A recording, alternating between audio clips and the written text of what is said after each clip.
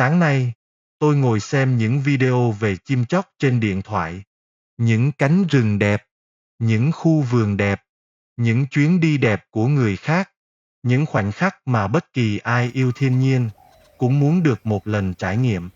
Rồi bất chợt tôi ngẩng đầu lên. Ngoài cửa sổ, khu vườn của tôi đang ở đó. Nắng rất đẹp, chim vẫn hót, hoa vẫn nở. Nhưng có một điều làm tôi khó chịu. Tôi nhận ra, mình đang mê nhìn vào cuộc sống của người khác, trong khi cuộc sống của chính mình lại như cỏ dại trong vườn, chưa được cắt tỉa gọn gàng. Và điều khiến tôi giật mình không phải là chuyện mấy bụi cây chưa được cắt tỉa, mà là tôi phát hiện ra, thứ tôi đang trì hoãn cắt cỏ ngoài vườn, cũng chính là thứ tôi đang trì hoãn trong tâm mình. Có những việc biết rõ cần làm, nhưng cứ để ngày mai. Có những khúc mắc biết rõ cần đối diện, nhưng cứ tìm cách né tránh. Và sáng nay, tôi nhìn thấy điều đó rõ hơn bao giờ hết. Tôi ngồi xem hết video này tới video khác. Video về chim, video về du lịch, video về những khu vườn đẹp. Có người đứng giữa rừng sâu chụp được loài chim quý. Có người sở hữu một khu vườn được chăm sóc gọn gàng. Có người đi đến những nơi rất đẹp. Tôi xem rất chăm chú. Càng xem càng thích. Càng xem càng thấy cuộc sống của họ thú vị. Rồi vô tình tôi nhìn ra khoảng sân trước nhà. Ánh nắng đang rơi xuống hồ cá. Mặt nước đứng yên. Một vài con chim nhỏ nhảy trên cành phía xa. Tiếng chim hót vang lên rất gần. Con chó nằm thiêu thiêu ngủ. Con mèo cuộn mình bên tấm dẻ. Mọi thứ bình yên, nhưng ngay bên cạnh đó, những cành cây cần cắt tỉa vẫn còn nguyên. Mái chòi lá tôi ngồi vẫn có chỗ bị dột. Những việc tôi dự định làm từ nhiều tuần trước vẫn nằm nguyên trong đầu. Tôi chưa động tới. Không phải vì tôi không biết, không phải vì tôi không có thời gian, mà vì tôi cứ khất lần. Tôi nghĩ nhiều người cũng hay khất lần khất lượt, hoặc hứa hẹn như thế. Cũng có thể là điều gì đó lớn lao, cũng có thể là một điều nhỏ bé nào đó. Bạn có thấy vậy không? Tôi bắt đầu tự hỏi mình, tại sao một việc đơn giản như cắt vài cành cây, mình lại kéo dài hết ngày này sang ngày khác? Tôi trả lời rất nhanh, vì trời mưa nhiều. Đúng, đó là sự thật. Mưa thật, đất thật sự ướt. Nhưng khi nhìn kỹ hơn, tôi thấy đó không phải toàn bộ sự thật, bởi vì giữa những ngày mưa vẫn có những buổi sáng nắng đẹp. Giống như sáng nay, nếu thật sự muốn làm, tôi vẫn có thể làm. Vậy tại sao tôi không làm? Tôi bắt đầu thấy một điều khác. Có lẽ tôi thích cảm giác nghĩ về việc mình sẽ làm, hơn là thật sự bắt tay vào làm. Nghĩ thì dễ, làm thì khó. Nghĩ thì thoải mái, làm thì phải đối diện với nắng mưa, mệt nhọc trong người. Tôi nhận ra mình đã đổ lỗi cho thời tiết, nhưng thực ra, tôi đang chiều chuộng sự lười biếng của chính mình. Rồi một suy nghĩ khác xuất hiện.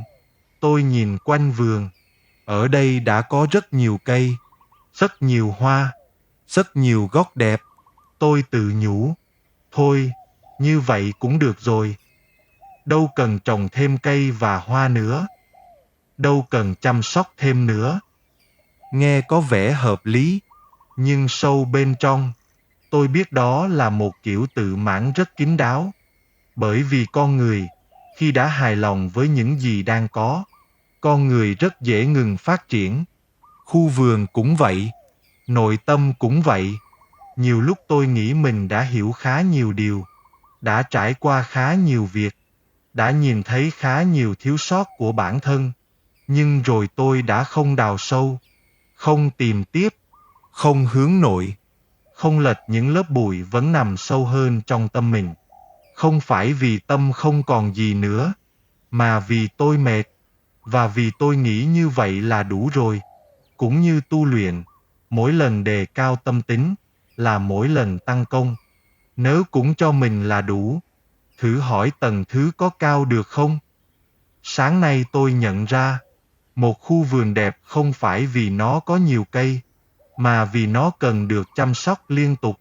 Một con người cũng vậy, tâm tính cần phải được chăm sóc mỗi ngày, phải được đề cao mỗi ngày. Thân thể vì thế cũng cần phải thường xuyên luyện tập mỗi ngày, để khu vườn trong tâm được gọn gàng. Cái cây thân thể luôn được cứng cáp khỏe mạnh. Khi hướng nội, tôi thấy rằng, tôi ngại làm vườn, không hẳn vì công việc nặng, mà vì tôi ghét cảm giác bị côn trùng cắn. Tôi ghét những cây gai, ghét sự khó chịu. Đó là phản ứng rất tự nhiên. Nhưng rồi tôi chợt nghĩ, trong cuộc sống hàng ngày, có phải tôi cũng đang như vậy không?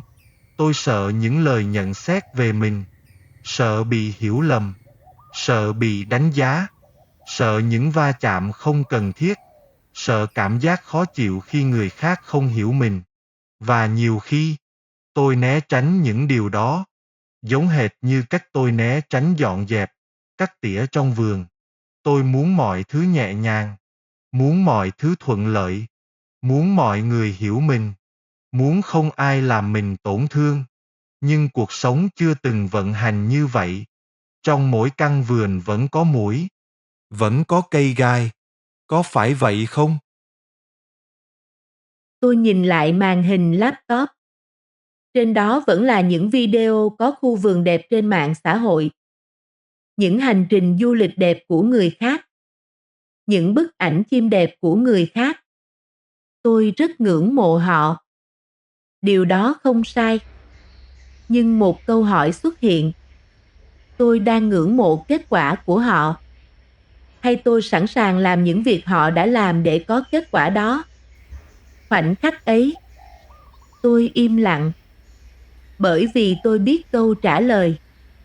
Tôi thích nhìn thấy vẻ đẹp, nhưng chưa chắc thích trả giá cho vẻ đẹp ấy. Tôi thích nhìn khu vườn của mình gọn gàng, nhưng lại không chịu cắt tỉa nó. Tôi thích kết quả tốt cho mình, nhưng lại trì hoãn việc thực hiện nó. Và đó mới là điều làm tôi tỉnh ra. Không phải khu vườn đang có vấn đề cần phải cắt tỉa, mà là chính tôi phải cắt tỉa bớt những đám cỏ dại trong lòng. Có đúng như vậy không?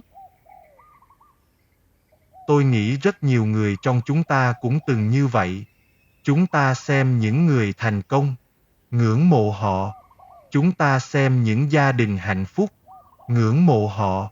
Chúng ta xem những người sống bình an, ngưỡng mộ họ. Nhưng đôi khi, chúng ta dành quá nhiều thời gian để nhìn khu vườn của người khác, mà quên cúi xuống nhổ một cọng cỏ trong khu vườn của chính mình.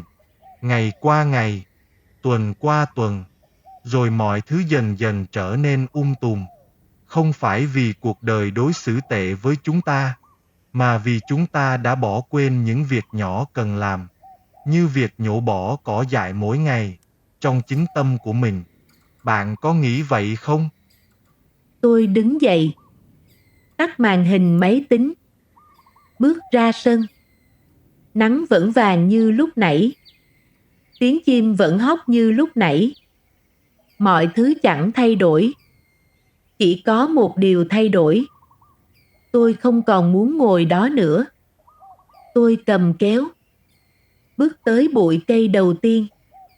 Một nhát cắt, rồi thêm một nhát nữa. Chỉ vậy thôi. Không có điều gì lớn lao xảy ra. Nhưng tôi biết, mình đã bước qua được thứ khó nhất. Không phải bụi cây, mà là sự trì hoãn trong lòng mình. Trong cuộc sống, cuộc chiến khó nhất không phải với người khác, mà là với chính những sự trì hoãn, tự mãn, lười biếng và né tránh của chính mình. Khu vườn không xấu đi vì một ngày không chăm sóc nó, nhưng nó sẽ đổi khác nếu người chủ cứ mãi trì hoãn mỗi ngày. Con người cũng vậy. Bạn có nghĩ vậy không? Nếu hôm nay bạn cũng đang có vườn cây nào đó trong cuộc sống của mình, hay một việc mà bạn cần làm, một điều cần đối diện, một khúc mắc cần tháo gỡ, bạn vui lòng chia sẻ dưới phần bình luận của video này. Biết đâu, khi viết ra bình luận đó, đó cũng là lúc bạn bắt đầu cầm chiếc kéo đầu tiên của mình. Cảm ơn bạn đã xem video. Hẹn gặp lại bạn trong các video tiếp theo. Trân trọng cảm ơn.